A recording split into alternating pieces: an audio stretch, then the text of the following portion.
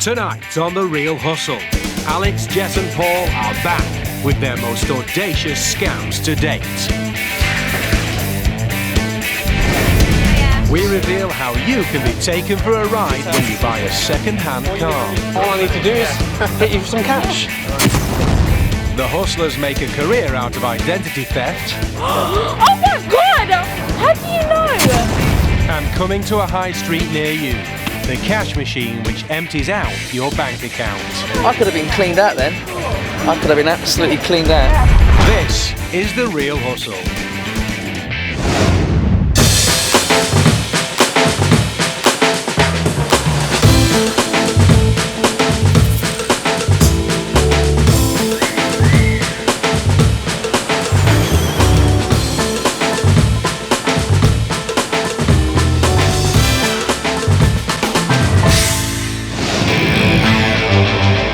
To uncover the secrets behind the most popular scams being carried out by con artists in Britain today.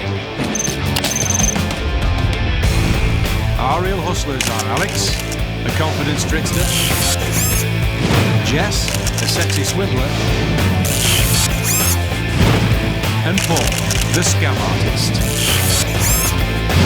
They've been travelling the UK to demonstrate to our hidden cameras exactly how the cons work. All the people in this show have been hustled for real, and after being given their money back, they agreed that the footage could be shown so that you can avoid being ripped off by the same scammers.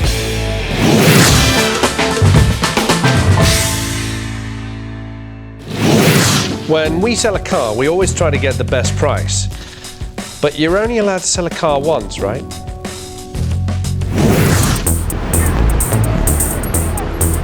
Buying a new motor can be a costly business. That's why getting one second-hand seems like the perfect money-saving solution.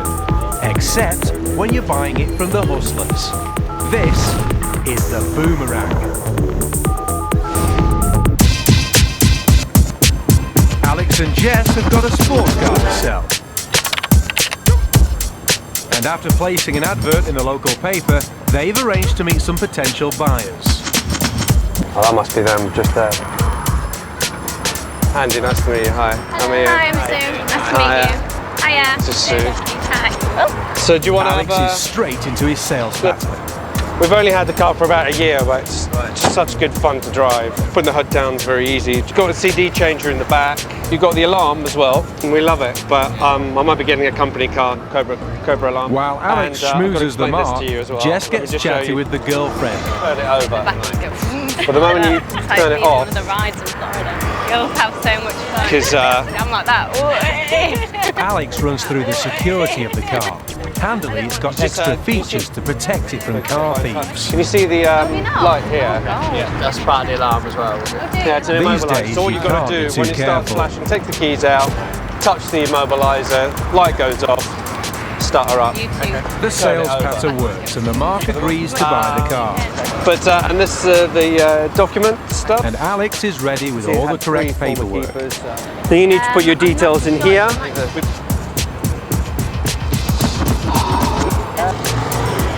Okay, I think that's all I need. Now all I need to do is hit you for some cash. $3,000 in hard cash. The mark thinks he's got a bargain. I won't count it. I'll trust you that it's all there. Shopping. Cheers. Good to meet you. Thank you very much. Enjoy it. Bye. See you again very soon.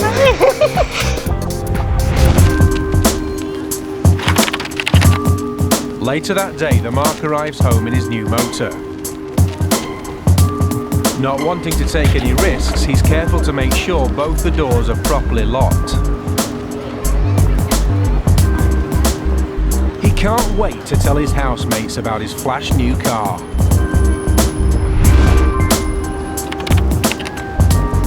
But when he comes out to have another look 10 minutes later, it's gone. He goes to get witnesses. But they can't see it either. And just to check it hasn't become invisible, he stands in the space. Nope, still not there. There's no broken glass to indicate a break-in, and not only has he lost a car, he's down $3,000 in cash. The hustlers have been at work, but what have they been up to? What they didn't say on the advert was that the car has 2 sets of keys, and 1 set stays with the hustlers. With the addition of false number plates, Paul's ready to give the sports car a new untraceable identity. Go ahead and fill your details there. But how do the hustlers know where to steal it back from? When the mark filled in the vehicle registration certificate, it wasn't worth the paper it's written on. I think that's all I need. Yeah, you've got Except the to Alex, document details who now there, has the 'cause mark's that's address, which is where the car will be parked later, ready for Paul to collect. Armed with the spare set of keys, all he has to do is unlock, start it up, and take the car straight back.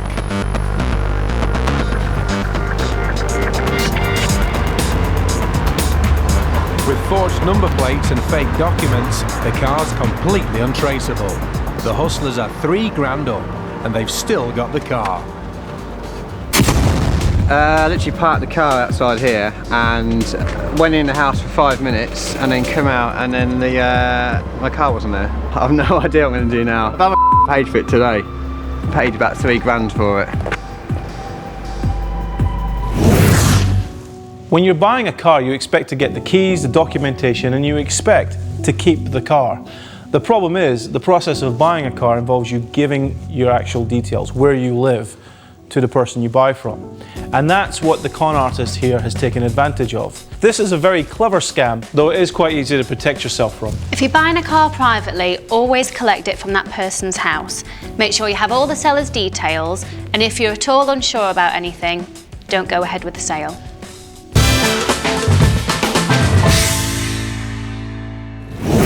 Would you walk up to a hustler in the street, give them your credit card details and PIN number without even realising it? In the UK, there are around 100 withdrawals from cash points every second, and that high demand means that cash machines are springing up in shops, pubs, and on the street. We're all used to protecting our PIN number from prying eyes, but what if the whole machine is designed to hustle money from your bank account and into the pockets of con men? This is the cash machine con.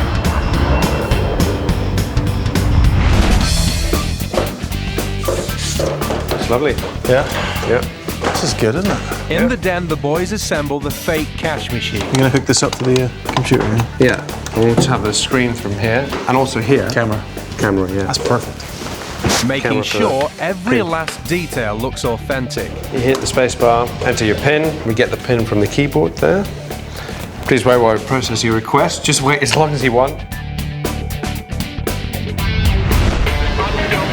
Right, go. Let's go.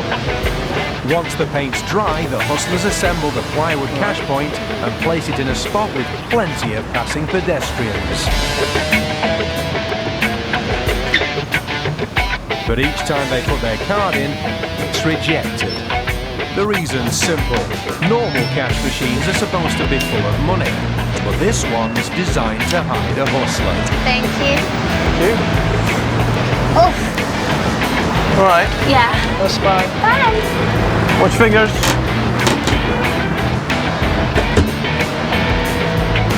Inside the cramped box, Jess has the laptop which controls the display screen of the cash machine and a magnetic card reader able to copy bank card details. It's also equipped with a small camera to record PIN number entries. She doesn't have long to wait. It only takes a few minutes for an unsuspecting victim to approach the machine. As soon as he inserts his card, Jess springs into action.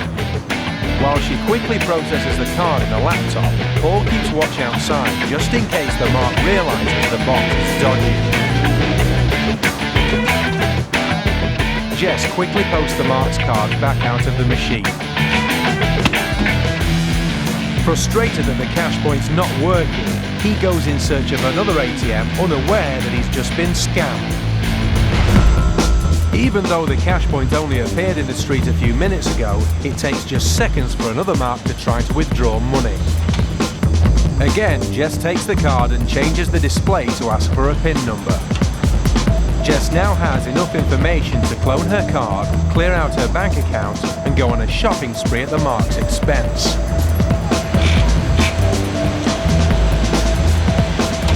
Another unsatisfied customer. Ever the thoughtful accomplice, Paul makes sure Jess doesn't dehydrate in the cramped box. Oh, thank you. There's a lot more cars to clone before Jess can stretch her legs.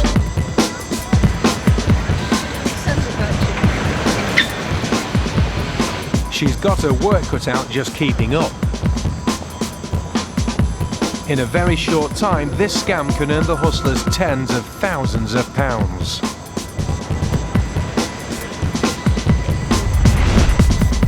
After just 2 hours, the hustlers have collected the account information and PIN numbers of 25 unsuspecting cardholders. It told me after I'd put my card in that it was unable to dispense cash. It looks like a normal, it's got all the function, the buttons. I even gave it a kick because it had no money, it was solid. So I cannot see how anyone would know my PIN number. Is it not a real cash machine? What a sweet eye look. Well, you could draw anything out of my bank. I could have been cleaned out then. I could have been absolutely cleaned out. Oh dear. While this cash machine never gives you any money, it does pay out a tidy sum to the scam artists. And before anyone rumbles them, all they have to do is pack it up and move it to a street corner near you. You know, the cash machine that we put together was perfectly convincing. The colours matched similar machines elsewhere. You know, people just stopped, put their card in, and never even thought about it twice. They didn't look at the branding even. They just saw a machine that said it was going to give them cash. You know, the funny thing is, when people were walking up to us as we were setting up, they wanted to use the cash machine. And we were saying, sorry mate, we'll be ready in about 10 minutes. I'll come right back then. You know, even when they saw the camera crew, they saw us setting up, we saw us putting somebody inside the box. And how comfortable was it, Jess? Started to get slightly uncomfortable after a while. More Real Hustles still to come. Jess and Paul make a career out of identity theft and ruin this woman's day. Oh my god! Oh my god! And Paul and Alex turn the odds in their favour at the casino. The Real Hustlers are going to show you how to win some free drinks off your mates by using proposition bets on some unsuspecting customers in this bar. The proposition bet suckers you in as it's a bet on an event or outcome that you believe can only go one way. And it always does go one way, the hustler's way. So watch and learn. Let's try something. This is quite interesting. So, Karen, you know these guys a little bit, so you all hang out and stuff. Now, don't feel bad about this, because I'm going to ask you to name who in this group you think has got the worst vocabulary. Don't be embarrassed. We're all friends. We're having a drink. Darren. Darren. Sorry. If I asked you, Carrie, how many words do you think you can name without the letter A in 2 minutes? I'll give you a few to start you with, like house, floor, honey. More than 10? Yeah, more than 10. How many? Possibly 21. So 21 words. Okay, that's pretty good. How about without the letters A, B and C? Maybe a bit less. A bit less, so what, Yeah. about 10? Yeah. 10, 15 in 2 minutes? Yeah. Well, I'm willing to place a bet with you. Now, you see, I think that Darren, who you nominated as having the worst vocabulary, could name you way over 15. In fact, I'm so confident, I reckon he can name over 90 words without the letters A, B, C, more even, J, K and M. I'll give him the first 5 words. If he can do it, would you buy us all a round of drink? Well, yeah, sure, if you can do it. If you can do it? Yeah. We'll just shake. Okay? If you can't do it, I'll buy you guys all a round of drinks. Alright? Deal. Okay. You're feeling quite nervous, aren't you? Yeah. You have no idea. Okay, I'll start you off, and you carry on where I leave off. Right. You ready? 1, 2, 3, 4, 5, 6, 7, 8, 9, 10, 11, from 1 to 99. Carry on, from 1 to 99. There are all the words there do not contain the letters A, B, C, J, K, M, and even P, Q, and Z. Good bet? Thank you for the drink. What is everyone having? Information is the key to your identity, and hustlers will go to any lengths to get your details. Paul and Jess are about to turn their hands to a new line of work as recruitment consultants. They've hired office space for the day and need to deck the place out to look the business. They've got the logo, they've got the office banter. Give me a cup of tea then, there's a good girl. Don't you dare call me a good girl, Paul. It's a highly professional outfit, and it needs to be, because this is the recruitment scam.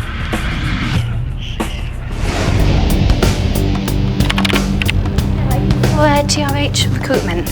Yeah, which one? Who's wanting to go first? Okay, hi, I'm there. I'm Susie. Sorry about your wait. Really, really busy today. Do you want to just Jess is playing the friendly PA I'll be with you in and about takes a 10 recruit minutes. through to her boss's office. Let's go and introduce you to The Mark believes that this is an established, reputable agency. Little does she know that it's their first day trading. Rob, this is Gillian. Gillian, this is Rob. I just want to take a seat. Hello, how are you? Yeah? Okay, I'll be back in about 5 minutes. Okay. Sorry, it's going to be a very, very busy day today. Great, so Gillian, is this your CV? It's quite old, it's not been updated. So Okay. Okay, and what's the perfect job for you? in fashion designing. Okay. The first thing I'm going to have you do is to fill out our form, which tells us everything we need to know about you to create what we call a perfect profile. Okay. Hi there. Is there a computer for you just now? There is, yes, there's only one. And to create her perfect profile, all she has to do is fill in the special recruitment form. Anywhere marked out in red, it's information that we have to get in order for it to be processed. If you've got any problems, what I'm going to be doing is I'm going to be coming back and forth, so just grab me if you have any problems at all. So it's pretty good. We've got national In insurance fact, the only thing perfect about it is that it's designed to extract all the personal information that listeners need. Passport number allows us to get driver's license. We've got town, maiden name or previous surnames, that could be a password, supposedly. Or people use it for their banking. So anyway, next. Back at the agency, the Mark starts to fill out the form. And another client is already in the process of inputting his personal details. No, don't worry about that. What you do is if there's anything that you can't fill in, just put XXX. Back in about 5 minutes, okay? To give them some privacy, Jess steps out of the room. But really, she's going to snoop on them from Paul's office. She's a bit of a whiz on the computer, isn't she? The hustlers have a feed from the applicant's computer and can see them inputting all their information. Now, they just watch and learn. Passport number. Oh, she just gave us her salary. It's not bad. What's the current loan amount you can get if you get a mortgage 5 times? That's all great background knowledge, but will the Mark willingly give away her bank details? Great. And she's giving us the sort code, account number, bag name, branch name. And for the final stage, the form asks for a PIN number to protect her job application. The hustlers are gambling on the fact she'll choose the same one as her bank card. There it is. Number. Good to go. With that done, Jess brings the Mark back into Paul's office to chat about her future prospects, which, thanks to the hustlers, are now looking increasingly grim. Do you have your documents with you, Gillian? Take a copy of those. Yes. Passport and There is actually your bank statements and things like that. Do you have? With this information, the hustlers can now apply for mortgages, credit cards, duplicate passports and birth certificates, all in the job seeker's name. Yeah. All right, yeah, if you can copy those No problem. really quickly. And she's not the only one. Next door, there's a steady stream of job hunters, all willing to divulge their personal details. Okay. All right, thank you very much. Bye-bye. See you out. As Jess says goodbye, Mark is now in need of a job more than ever. That's okay. Anyway, it's lovely to meet you. We'll contact you and you've got all our details as well, haven't you? Right, lovely. This Nice is to meet you. identity theft on a grand scale. They've created a false company, spent a few £100 to rent some office space for the day, and in return raked in valuable information worth hundreds of thousands of pounds. Later that day, we caught up with our job seeker and revealed we knew all about her. Starting with her name, address, and date of birth. How do you know? Her national insurance number. How do you know? Her previous employer and salary. How do you know my details? Where she banks. How did you... Have you been following me? Including her account number and sort code. That's terrible. And finally, her PIN number. Oh my god! Oh my god! Yeah, oh my god. The hustlers can now empty her bank account, apply for loans in her name, and use her identity for any number of crimes. I mean, what can you say? Because you're just going for a job interview, you think that, you know, they're going to help you to get a job. So then, how do you stop that from happening? Never enter your banking information into an email. Never pass information to someone who's just asking you for information. Always check the organisation that's asking is allowed to have that information. And never give information that links your financial institutions out to anyone other than those financial institutions themselves. When you apply for a job, the last thing you expect is for them to be harvesting your information and using it for identity theft. Also, don't forget, the marks in this situation are being put in a very difficult position. They want to appear helpful to the employment agency, so they're not going to start questioning bits of information that is asked of them.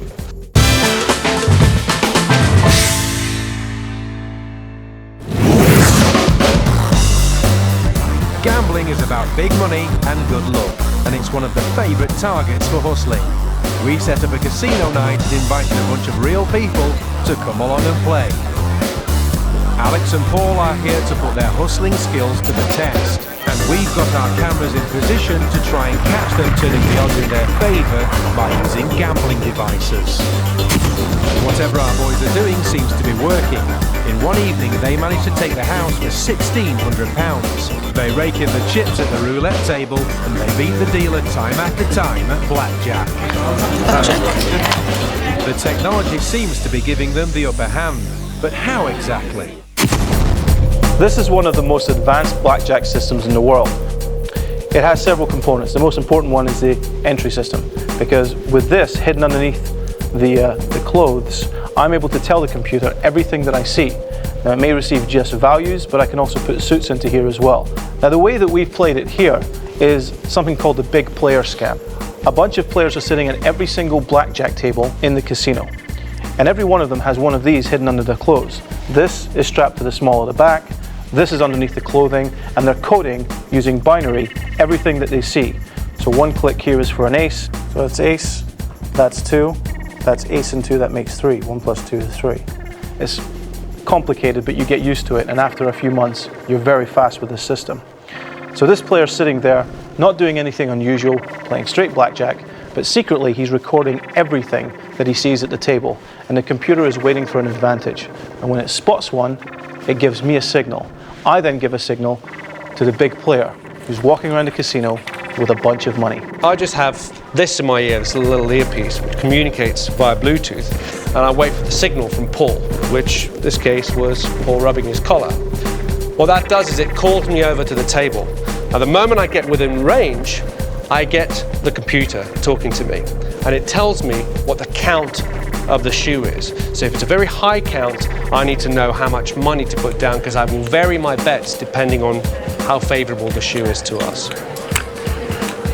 Now, the system is advanced enough, it doesn't just tell Alex that it's a high count, it'll actually tell him exactly how to play. So if it's memorising every single card that goes into the discard tray and then maps the shuffle so it knows where those cards are distributed, it can actually say, play box 3 and 4, maximum, one of them's going to get an ace. and it's stunning how accurate this can be.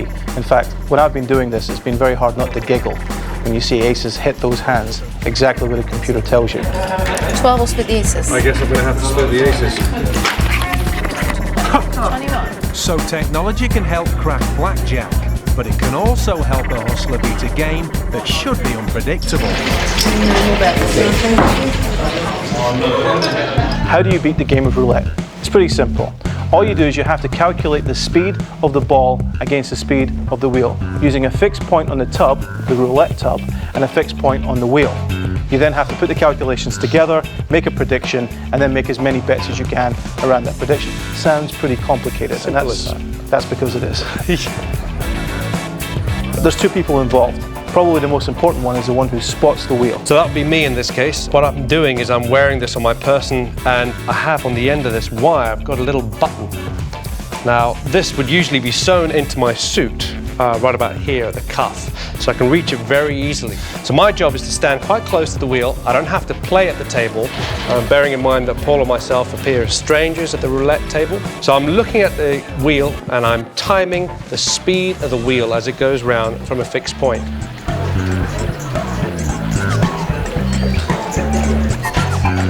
Once the computer is satisfied that it's got the speed of the wheel and the speed of the ball, it gives us a calculation as to where it thinks the ball might drop. Now that information comes to me via Bluetooth earpiece that I'm wearing, and it also, more importantly, goes to Paul, because Paul's also got one of these PDAs in his jacket, and he's also got an earpiece in his ear. So he gets the number as well. And within 4 seconds, he's got to lay a lot of bets down. That's actually quite tricky. You have to remember that each one of the numbers on the wheel, they're not consecutive, so you don't get 1, 2, 3, 4, 5. The numbers are actually laid out so that in order to get the number 25, in our case, I had to lay out 9 numbers that were all over the table before the dealer calls no more bets. No more bets. So, by measuring the speed of the ball against the speed of the wheel, the computer predicts a number the ball will land on. 25. But as well as betting on that number, to allow for a margin of error, the hustler spread bets on the 4 numbers either side of that on the roulette wheel, but he has to be quick. It's really not easy to do, and it takes years of practice and real experts to make a system like this work without getting caught by the casino. No more bets.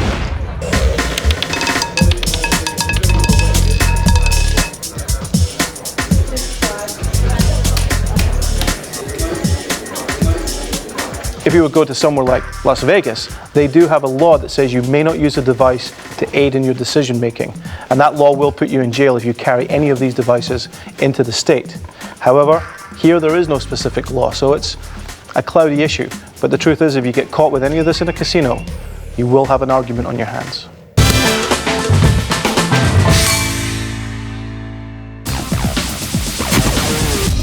If you don't want to be scammed, don't take strangers at face value. Hiya. This is Sue. And remember, So do you want if to it sounds too good to be true, it probably is. For more information on the making of The Real Hustle, visit the BBC3 website.